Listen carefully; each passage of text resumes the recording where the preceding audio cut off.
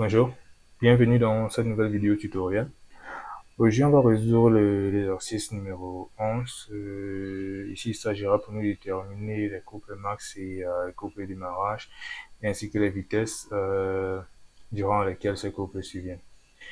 Alors, on est une fois de plus dans le cadre du module d'électricité 2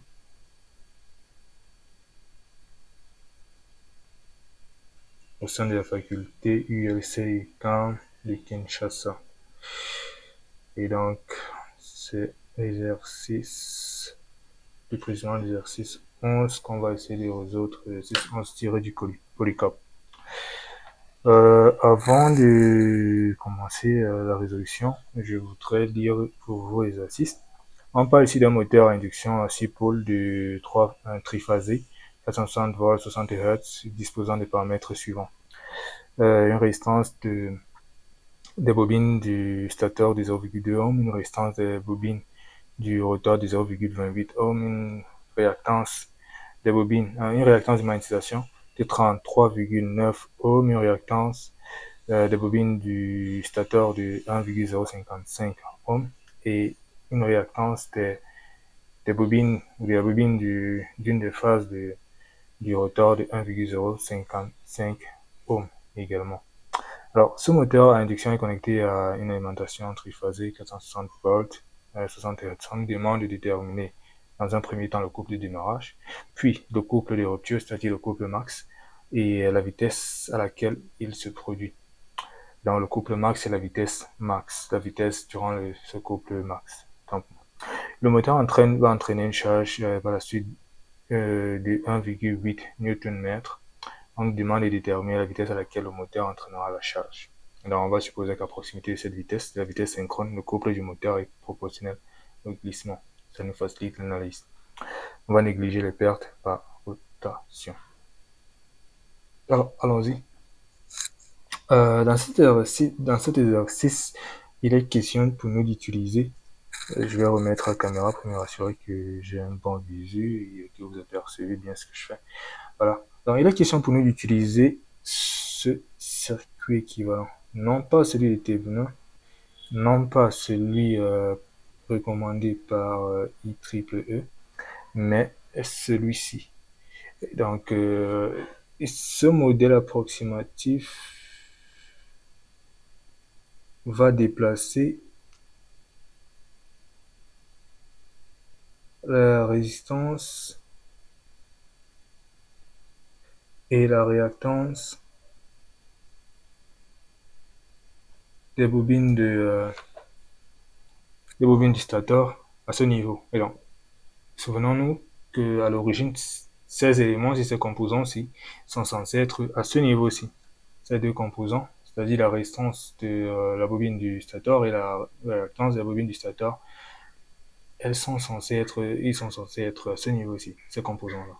Mais dans ce modèle approximatif, on va le déplacer à ce niveau-ci parce qu'on va supposer que leur effet est négligeable. En d'autres termes, la tension chutée par ces deux éléments est négligeable et donc on peut les placer là. Mais si on utilise ce modèle-ci dans l'exercice 12 qu'on a précédemment résolu, ce qu'on va constater, c'est que ils ont un effet faible, mais pas vraiment négligeable pour nous. Mais allons-y, on veut voir quand même comment est-ce qu'on peut utiliser ce modèle-ci, qui n'est pas toujours pratique ou correct. Alors, dans ce modèle-ci, c'est plus simple pour nous. Pourquoi? Parce que la tension d'alimentation est aux bornes de ces éléments que je vais dessiner là. Et donc, à ce niveau-ci, on a l'enroulement du rotor, d'une des bobines du rotor et la fameuse résistance dont la valeur varie avec le glissement. Voilà. Et on n'oublie pas signe de la variation. Donc ici, il s'agit de notre R'2 S, X'2, X1, R1 et X1. Notre alimentation est à ce niveau, V1. Voilà. Et dans ce modèle-ci, on nous demande, je sors le polycope, de déterminer le couple de démarrage. Alors, on va récupérer d'abord les paramètres ou les données. Alors, données pour cet exercice, hein, on a R1 de 0,2 ohm. Nous avons R'2 de 0,28 ohm. Nous avons Xn de 33,9 ohm. X1 de 1,055 ohm et cela est égal à X' 2. Okay.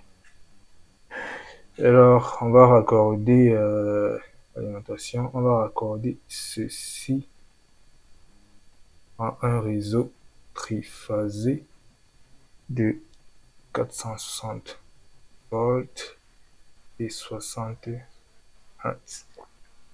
Alors, on va premièrement déterminer le couple au démarrage.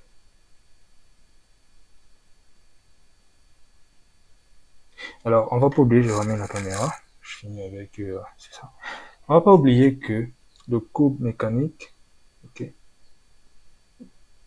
il est donné par 1 sur la pulsation synchrone. Ok. Pas vraiment clair. Attendez, j'essaie de voir si je peux changer le focus peut-être. Ah, c'est mieux qu'il puisse faire. Bon, désolé. Donc, qu'est-ce que c'est en train de dire, d'accord? Ok, le couple mécanique fois le carré du courant, I'2, fois la résistance de la bobine ou de l'enroulement d'une des faces de notre rotor. Et donc, le courant I'2, il est là. Il est là. Le courant à ce niveau, on va l'appeler I1. Et le courant qui nous intéresse, c'est le courant dans cette branche-ci. C'est le courant-ci. C'est le courant là, dans cette branche-là. Alors, pour nous, il est plutôt simple, parce qu'on va voir que V1 se retrouve au bord de tous ces éléments-ci. Et donc, trouver I'2, c'est tout simplement trouver le rapport V1 sur l'impédance totale à ce niveau-ci. Alors, l'impédance totale à ce niveau-là, c'est tout simplement la somme de tout cela. Si vous voulez, Z tot, je vais appeler ça Z tot 1, 2, ok. Z total 1, 2 sera donné par R1, ok. R1 plus X1, JX1 plus JX2' plus R'2CS. Et maintenant de cela va nous donner Z tot, va nous donner R1 plus R'2' CS, le tout au carré plus X1 plus X2, le tout au carré. Et ce qu'on va faire, c'est prendre la racine carrée. Bien sûr, je peux mettre aussi des racines carrées, mais je peux aussi mettre juste la puissance 1,5, en sachant qu'ici, on va utiliser que les valeurs positives du résultat. Et donc, ceux qui l'ont pas vu ici, ce qu'on pourrait faire, c'est réarranger ça pour obtenir ceci, plus J de X1 plus X2. Voilà. C'est pour ça qu'on aboutit à ceci. Et voilà. Donc, de là, il est plutôt simple de voir que le courant I', c'est le rapport V1 V1 sur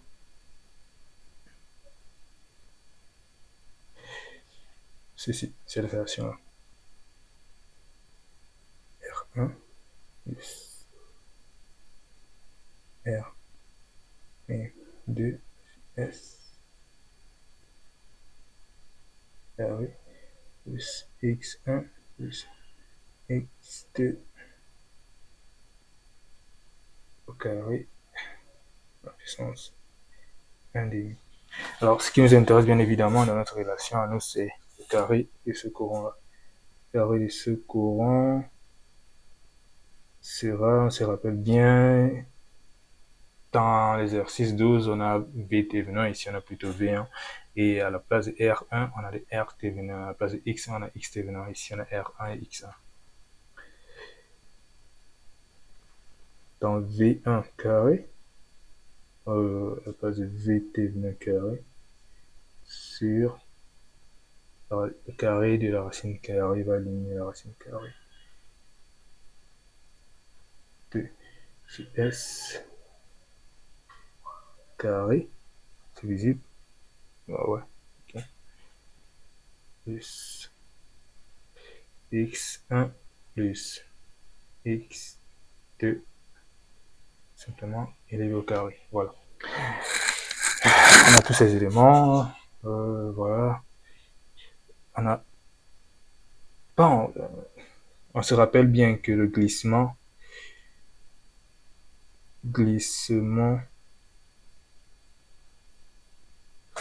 au démarrage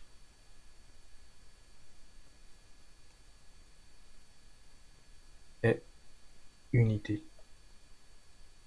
C'est-à-dire S égale 1 au démarrage.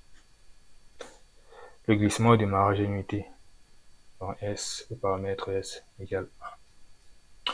Et donc dans notre relation précédemment établie, on a S, on a I carré 2, on n'a pas la pulsation synchrone, mais on se rappelle bien, pour l'avoir déjà établi, la pulsation synchrone, tout simplement, si vous voulez, 2pi de la vitesse de rotation. C'est tout simplement 2pi fois la vitesse de rotation synchrone, 2pi fois ns. Voilà. Et le tout ramené à la seconde. Donc, on le fait en divisant par 60. Et ça revient à avoir 2 fois pi fois ns. Ça se rappelle bien. C'est 120 fois la fréquence sur le nombre de pôles. Donc, sur 60 p. Après tout calcul fait, on va trouver 4 pi f sur p. Et donc, on va réintroduire ça dans la formule du couple mécanique. Le couple au démarrage, je vais le couple d'M. Le couple au démarrage, c'est 1 sur oméga synchrone. Oméga synchrone, c'est ça. Donc, ça va faire P sur 4 pi f de I de carré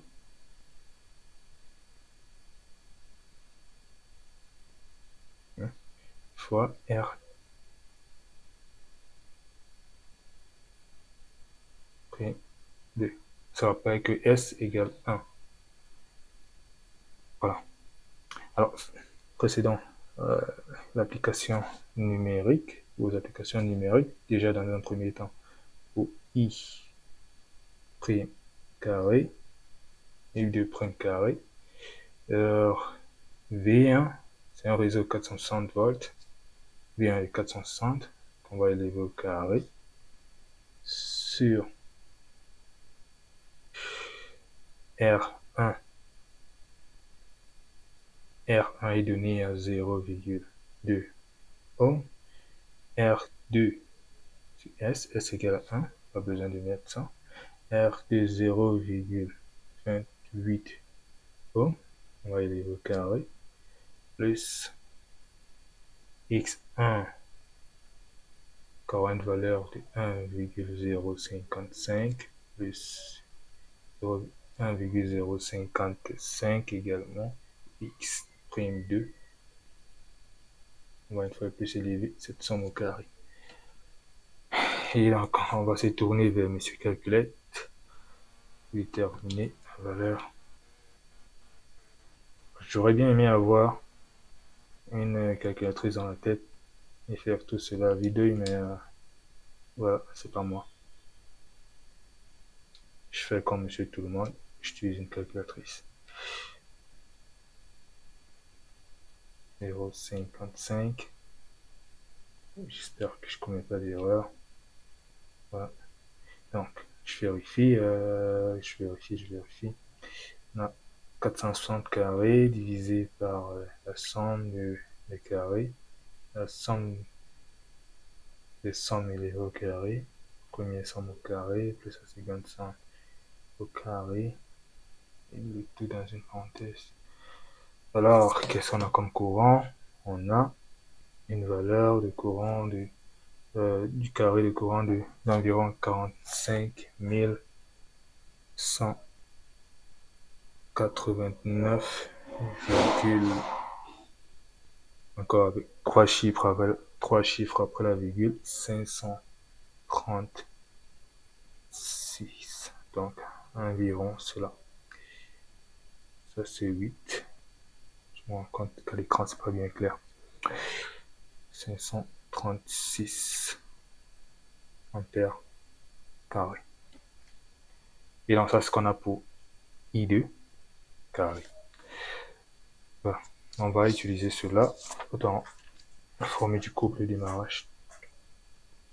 Alors, l'application numérique pour le couple et démarrage. Est-ce que vous voyez ce que je fais?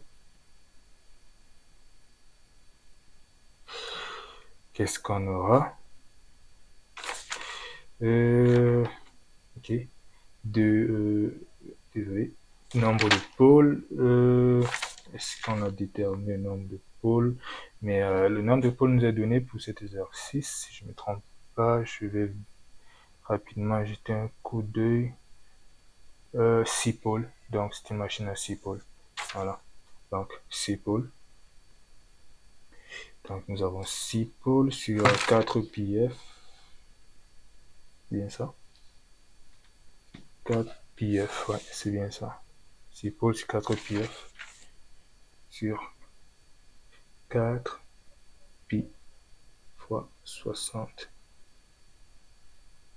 fois 35 189,536 fois qu'est-ce qu'on a? R2, R'2. R'2 était donné à 0,28. 0,28. 28. Alors, qu'est-ce que la calculatrice nous dit pour ceci? Fois 0,28 fois 28, 6. Qu'est-ce que ça nous donne? Divisé par le produit 4 fois 4 pi fois 60.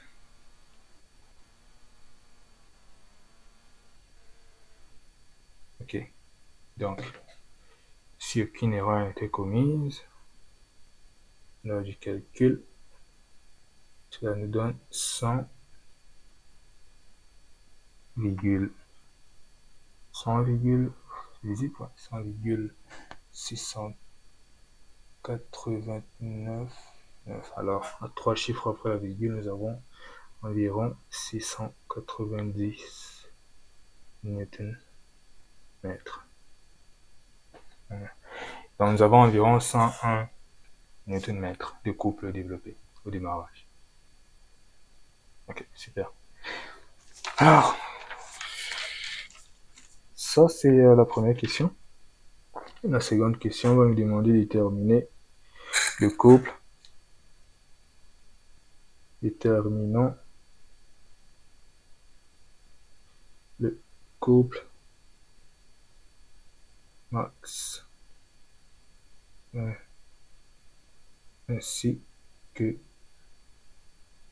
la vitesse sur ce couple. Ok. Alors, le couple max pour ceci. Comment est-ce qu'on obtient le couple max? Très simple. Le couple max, on va pas le faire cette fois, mais je vais certainement faire un tutoriel là-dessus. Le couple max, on l'obtient tout simplement en prenant, elle est où la relation? Ok, en prenant cette relation du couple. Non, pas celle-là, la relation du couple mécanique. Bien sûr, on va substituer tous les termes. En d'autres termes, je vais prendre la valeur de I de prime carré, je vais remettre là dans cette relation et je détermine le couple max. Comment je détermine le couple max? Je prends juste la dérivée de ce couple-ci par rapport au glissement. Donc, je vais dériver cette relation-ci dans laquelle j'ai remplacé I2 carré par je vais dériver ça par le glissement. Et je sais que je recouple max lorsque la dérivée est à 0 ou tend vers 0. Et donc à ce moment-là, ce que je fais, c'est je, je, je, je dis cette relation égale 0. Et je tire de cette relation le glissement qui correspond à cet instant-là. Et donc, je prends cette valeur de glissement que je viens de déterminer lorsque le couple, la variation de couple est nulle. Je prends cette relation que je viens d'établir et je vais réinsérer à l'intérieur de la relation du couple. Et donc, ça me donne la valeur du couple max. C'est aussi simple que ça. Et donc, lorsque cela est fait, ce qu'on va obtenir, donc après analyse et après calcul, le couple max, est-ce que vous verrez, voilà, ok. Donc, le couple max sera tout simplement égal à 1 sur 2 fois la pulsation synchrone fois, cette fois-ci pas VT20, V1. On se rappelle bien que nous utilisons ce circuit équivalent et non le circuit T-venant ou le circuit I triple. Donc, V1 carré sur la somme R1 plus R1 carré, c'est visible? Ouais, j'espère.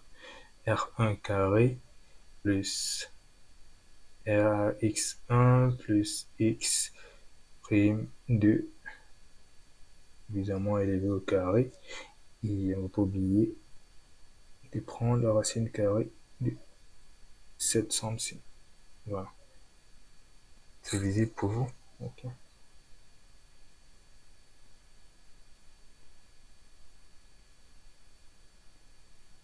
Alors, voilà. Et donc ça, c'est le couple max. Okay.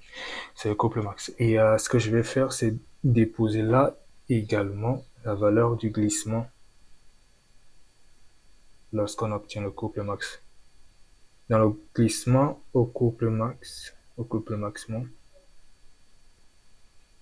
la relation, on l'a vu plus tôt, R'2 sur juste ceci.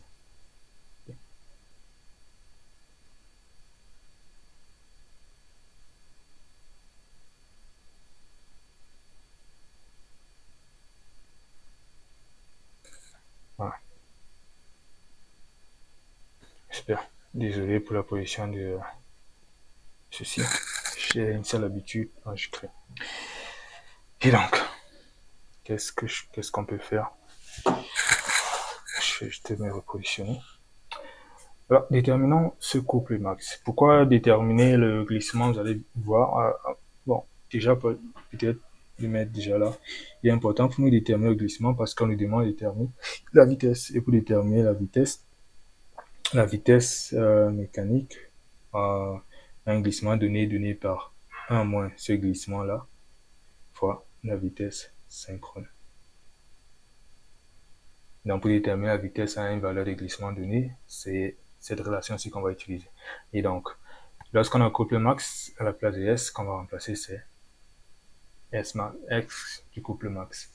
Et on va tout simplement tirer cela. Mon micro est tiré filmé. Voilà. Bon, allons-y, faisons ça.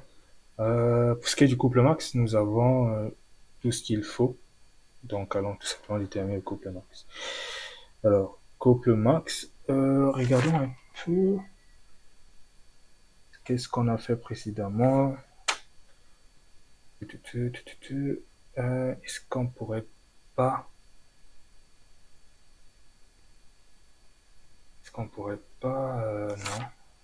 non. Non, pas vraiment. Bon, c'est dommage. Alors, faisons-le. Faisons tout cela. Application numérique pour le couple max. Alors, couple max, est-ce que... Non, on voit.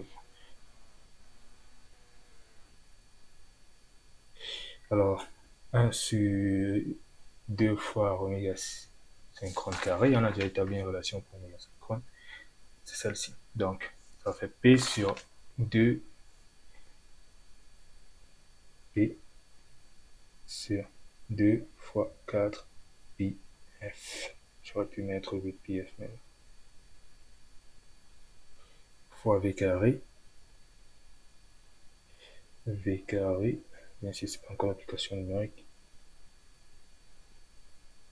Sur R1 plus R1 carré plus X1 plus X prime 2 tout au carré et le tout à puissance demi. Donc on va substituer, on va mettre les valeurs, on va insérer les valeurs. C'est un moteur ou une machine asynchrone 6 pôles, c'est 8 pi 60 fois 460 carré sur R1. Alors R1 était donné à 0,2 sur 0,2 plus 0,2 carré plus, je crois, x1 et x1 prime, x2 prime, on a nos valeurs 1,055. De 2 fois 1,055 carré. Et relié, on prend la racine carrée de tout ceci. Alors, voyons voir. Alors, facilement, faisons le calcul tout simplement. Qu'est-ce qu'on a? On a 6 fois 460 carré, ok, divisé par 8 pi fois 60 fois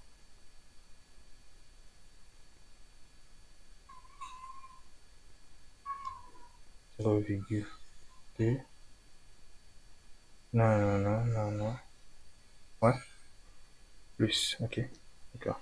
Plus la racine carrée de 0,2 carré plus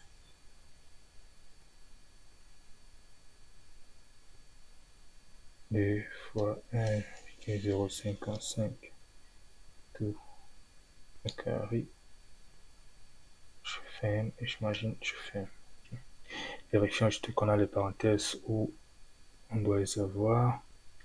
Donc on a une première parenthèse ouverte, pas encore fermée. Fois, on a une seconde parenthèse ouverte. Et on a une troisième ouverte. On a une quatrième ouverte. On va fermer la première, la seconde, la troisième. La première c'est pour ce carré, la seconde c'est pour la racine carrée. La troisième c'est... Vérifions, putain. Troisième c'est pour ceci. Et la quatrième c'est... Ok, quatrième, putain, Fermons la quatrième parenthèse. Bien, ferme la quatrième. D'accord. Alors, le couple max, il a une valeur de 362,89, tant pour moi 986, donc d'environ cette valeur-là. 986 newton mètres. Vous voyez, on a une bonne différence entre le couple max et le couple de démarrage. Et donc, on n'a pas le couple max lors du démarrage. Okay.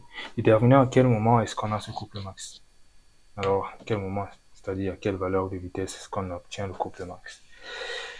Alors, le couple max qui est de cette valeur-là, à quel moment est-ce qu'on l'a ou à quelle vitesse de rotation de notre moteur est-ce qu'on l'obtient. On s'attend bien sûr à une vitesse inférieure, bien évidemment, à la vitesse en cours.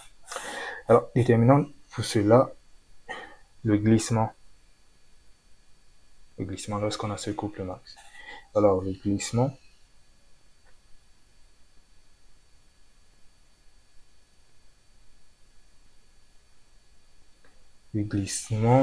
il est donné par cette relation. Là, je te fais l'application numérique. Alors, R2, je crois 0,28, 0,28, et on va vérifier cela sur R1. Je n'ai pas eu de R2 ici, d'accord. Sur R1, 0,2 au carré plus 2 fois 1,055 au carré. On voit tout ça.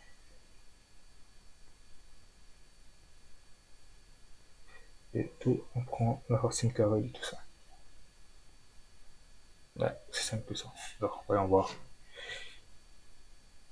Équilibre 28 écart de 0,2 carré plus 2 de 1,055 carré et on ferme. Combien de parenthèses ouvertes, vérifiant. Une seule parenthèse ouverte, une première, une seconde, je ferme la première et je l'évoquerai, je ferme la seconde. D'accord, ça nous donne une valeur de 0,0062. Et donc, on a une valeur de 0,062. Donc, environ ça. Dans le glissement, il s'est produit à cet instant-là. Alors, on a cette valeur de glissement. C'est-à-dire, on est passé d'un glissement à un démarrage où le glissement nous donne une valeur de 1 à un instant où le glissement nous donne une valeur de 0,062. Quel impact est-ce que ça a sur notre moteur? Alors, sur la vitesse du moteur. La vitesse, on l'a vu, vitesse lorsque le couple est max. Désolé. Déterminons cette fois la vitesse dans un premier temps en radians par seconde.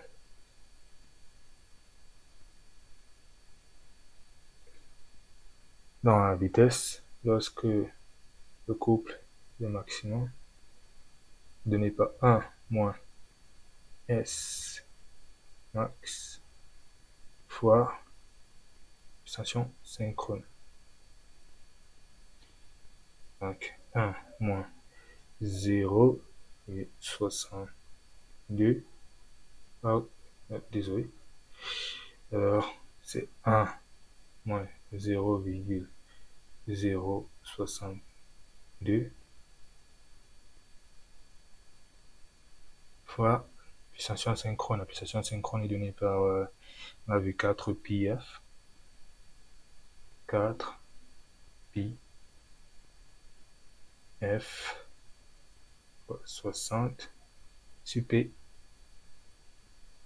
P c'est 6. Alors, ce qu'on a vu tout à l'heure, la pulsation synchrone est donnée par 4 pi f sur p.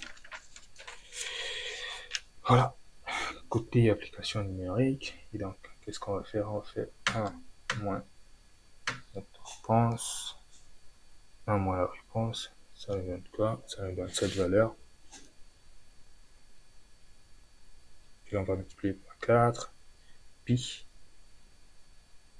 et on va multiplier par 60, puis diviser par 6.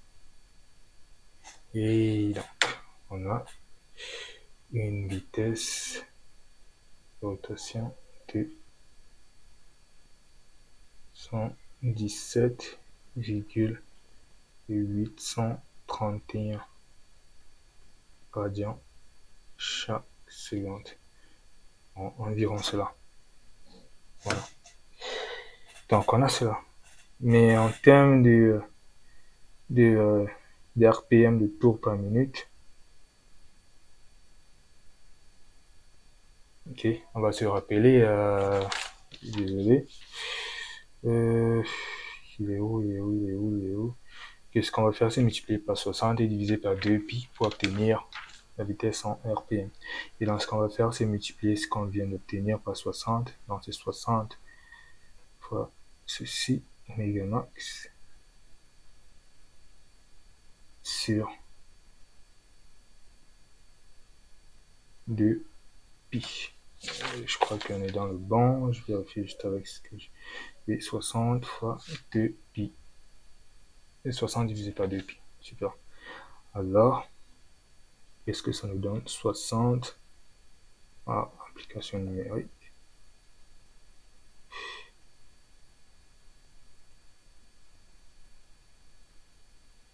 60 fois 117,831 sur 2pi. Alors, fois 60 divisé par 2.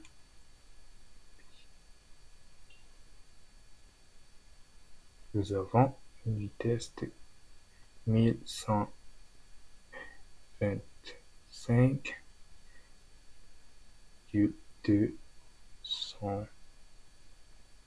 environ cela. 202 tours par minute. Ok, super. Donc, nous avons obtenu la vitesse au couple max. Nous avons obtenu le couple max lui-même. Et ainsi que le couple démarrage. Désolé, couple démarrage, il est là.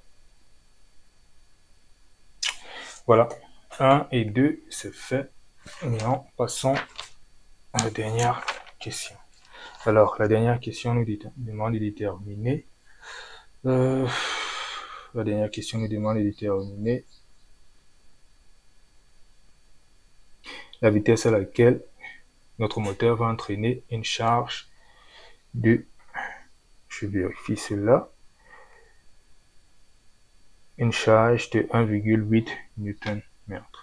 Okay. Et donc, on a le couple de la charge qui est à 1,8 Nm.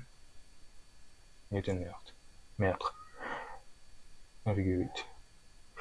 Bon, pas très clair, mais on fait avec ce qu'on a. Alors, on va se rappeler tout simplement de cette relation, le rapport des couples. Le couple max sur le couple à n'importe quelle vitesse de rotation est donné par la somme des carrés des glissements. La somme des carrés des glissements sur 2 fois le glissement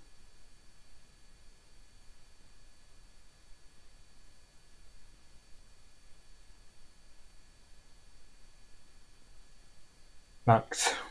Voilà. Et donc, c'est aussi simple que ça. Voyons voir.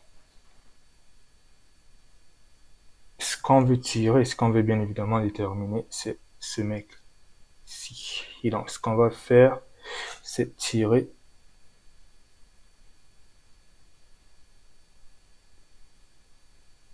S de cette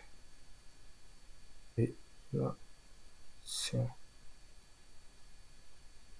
Alors, S sera donné par 2S couple max fois le couple max lui-même. Ok, pour le couple max. Désolé,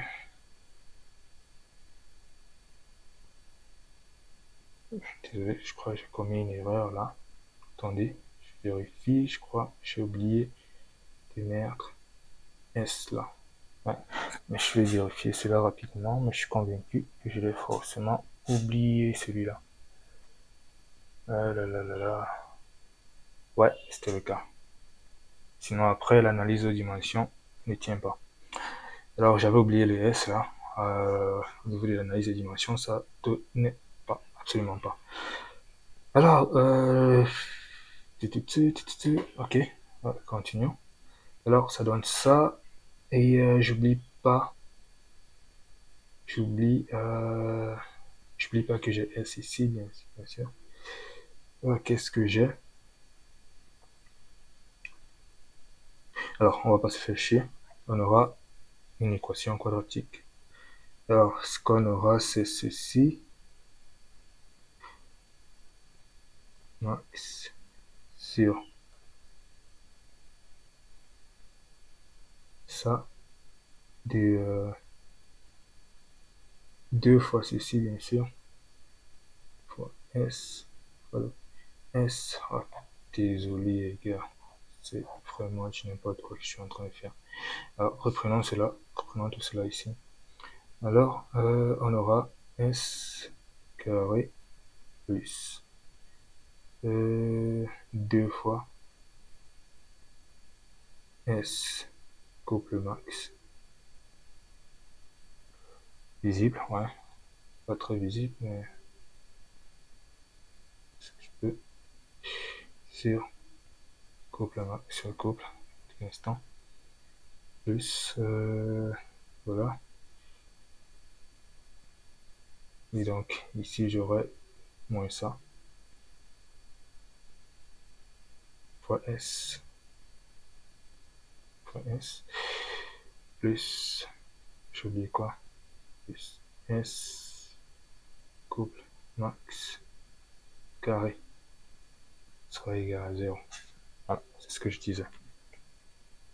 Alors, si je n'ai pas commis de conneries, on doit obtenir ceci. Si bien, si je n'ai pas commis de conneries. Alors, nous avons les valeurs pour ceci, couple max, le couple de la charge, le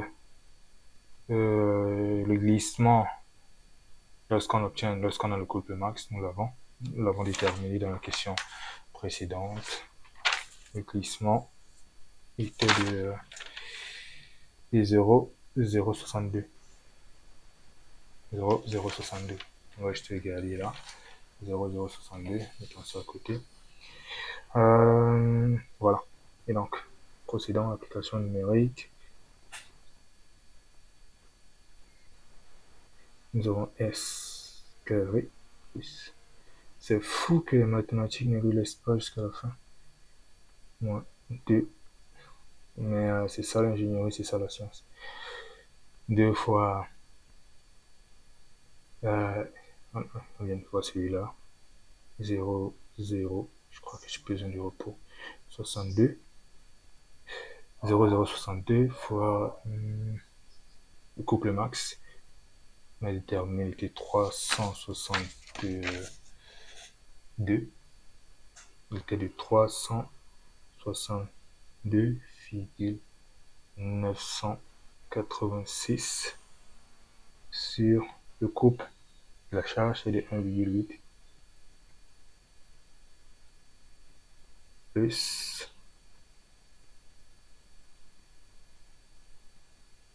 que 0 le couple max, le glissement max 0,062 carré, c'est égal à 0.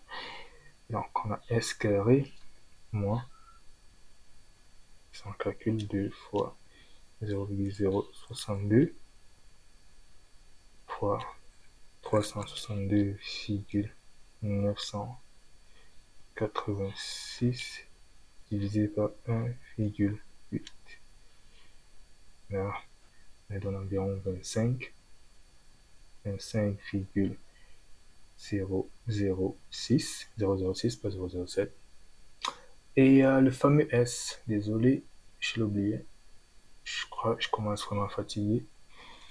0,62 au carré. Alors, plus 3,844 expo moins 3. Alors, ne pas se faire chier.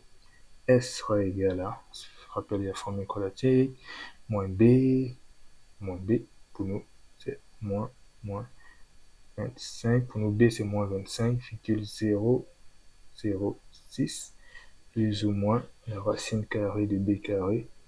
25, c'est avec moi. 25,006 carré moins 4 A et unité C 3,844 au moins 3. La racine carrée de tout ceci sur 2A.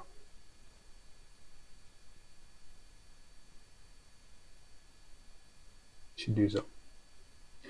Alors c'est 25,006 plus ou moins quoi? Alors 25 moins 006 carré moins 4 fois 3,844 expo moins 3.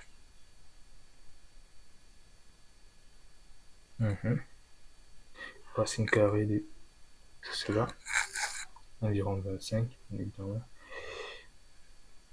plus ou moins 25,006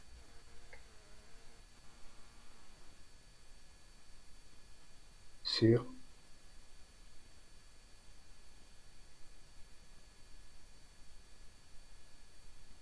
2. Voilà. Et donc, ça nous donne une valeur de glissement de 0 ou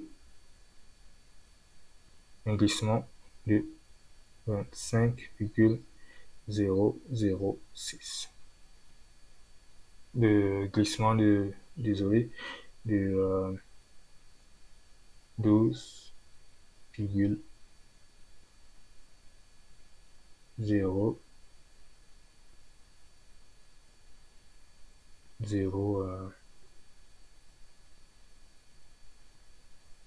003 hein, fois 2, ok, divisé par 2. Ouais. Non, qu'est-ce que je dis? De 25. Désolé. S égale 25,006. C'est ça. Voilà.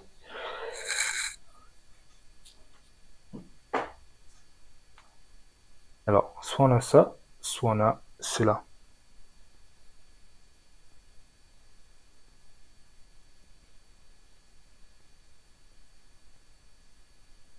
Alors, avec une valeur de glissement de 0, ce qu'on a, désolé, avec une valeur de glissement de 0, d'environ 0, ce qu'on a, c'est ce qu'on cherche. Et donc, avec une valeur de glissement de 0, désolé, 1 moins S correspond à... Alors, avec une valeur de glissement de 0, on se rappelle, la vitesse de rotation, un un instant donné est donné par 1 moins S de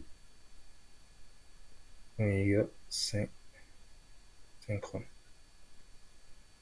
Et donc, pour S égale 0, S égale 0 implique oméga égale S synchrone.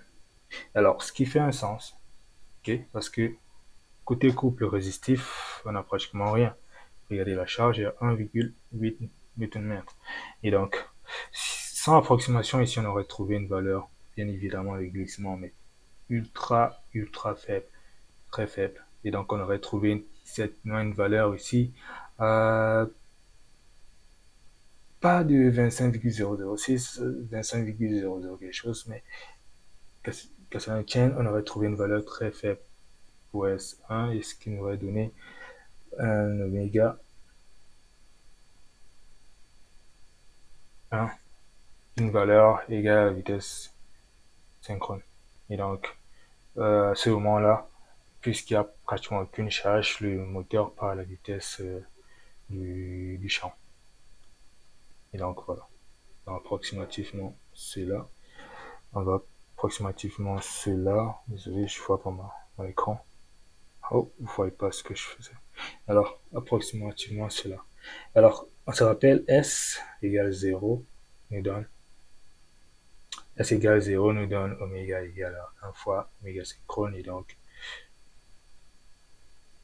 avec une charge de 1,8 Nm, le moteur il sent pratiquement pas de charge, et voilà. Bien sûr, on a ce résultat tout simplement parce qu'on a fait plein d'approximations en cours de chemin. Sinon, on aurait eu une valeur de glissement très faible, mais non nulle. Non nulle est très faible. Donc ça nous donne ça. Par contre, là, on a un souci, et ça, on va le mettre de côté. Ok. Ça, on a un souci, on va le mettre de côté. Alors, voilà. Qu'est-ce qu'on peut dire? C'était aussi simple que ça. Peut-être fallait-il préciser, je fais un calcul, nous avons 3,844 expo moins 3, expo moins 3, divisé par 25,006. Qu'est-ce qu'on aura obtenu? La valeur de glissement qu'on aura obtenue, elle est là. Okay. Ce qu'on aurait pu faire, alors, pour ceux qui ne voient pas, on a une valeur de glissement de l'ordre de 0,4, moins 0,4. Prend très faible.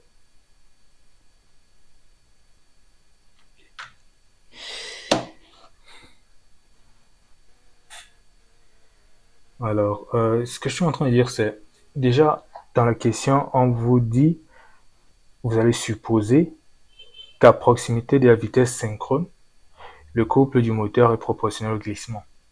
Et donc, on va supposer qu'à la proximité de la vitesse synchrone, le couple du moteur est proportionnel à la vitesse synchrone. Deuxièmement, on va ignorer les éléments non linéaires dans notre question. Et donc, ce qu'on va faire, c'est se débarrasser de ceci.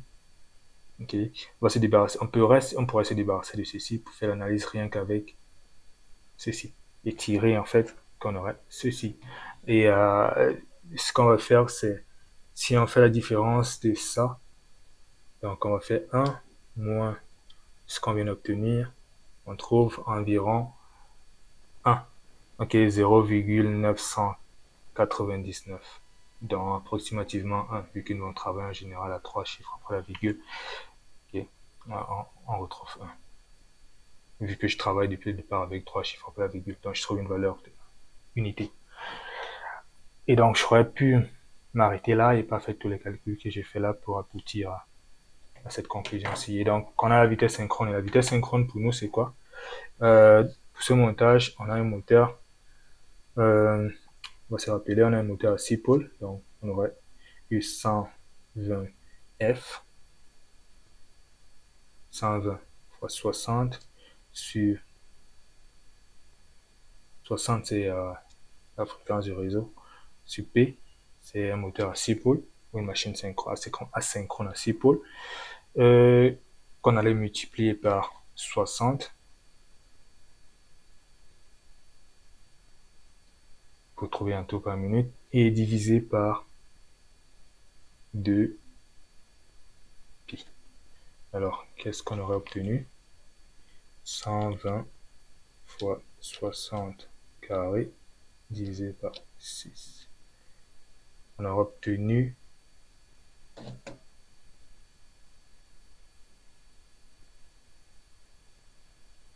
désolé, 72 000 divisé par 2 pi divisé par, j'ai oublié les 2 pi, 2, désolé, divisé par 2 pi. Alors, on aura obtenu une vitesse de 11 459. Désolé, qu'est-ce que je fais? Ça, c'est... Ok, finissons d'abord avec la pulsation. Elle est donnée par...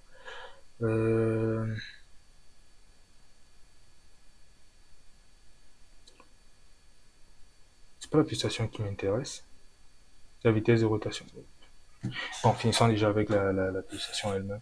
Alors, la pulsation, est-ce qu'on a la pulsation synchrone? Oui, on a la pulsation synchrone 4 pi f sur p. Désolé pour ceux des autres. C'est 4 fois 4 pi fois 60 sur p. Donc p égale 6. P égale 6. C'est, je crois bien, c'est ça. Je regarde la question. P égale 6. Ouais, on a un moteur à 6 pôles. P égale 6. Et donc, ça fait 4 fois, ça fait 4. On va essayer de finir avant 1 heure. Oh, désolé. Ça fait 4 pi fois 60 divisé par 6. Alors, ça nous revient à 125,66, 664, autant pour moi, 164 radians chaque seconde. Ça ne nous intéresse pas. La vitesse de rotation à ce moment est donnée par oméga 1, ce qu'on vient d'obtenir, fois 60 divisé par 2 pi, ce qui nous donne l'application numérique.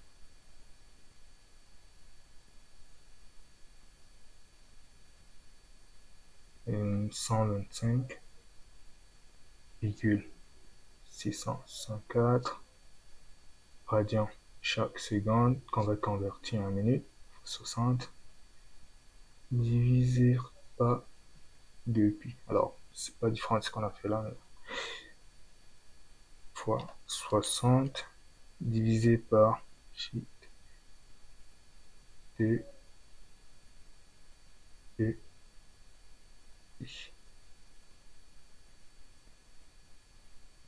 Ça nous donne une vitesse de 1200 tours par minute. Alors, c'est pas différent de ce qu'on a fait là. Oh, si, un peu. N'importe. Voilà. C'est différent. C'était fromage n'importe quoi. Et donc, voilà la vitesse à laquelle va tourner notre moteur avec une charge de 1,8 Nm. Bien sûr, après approximation. Et on aurait pu regarder 0,999 et trouver une autre valeur ici. Et voilà. Alors, c'est tout pour aujourd'hui. Merci pour votre attention et n'hésitez pas à poser des questions. Bye bye.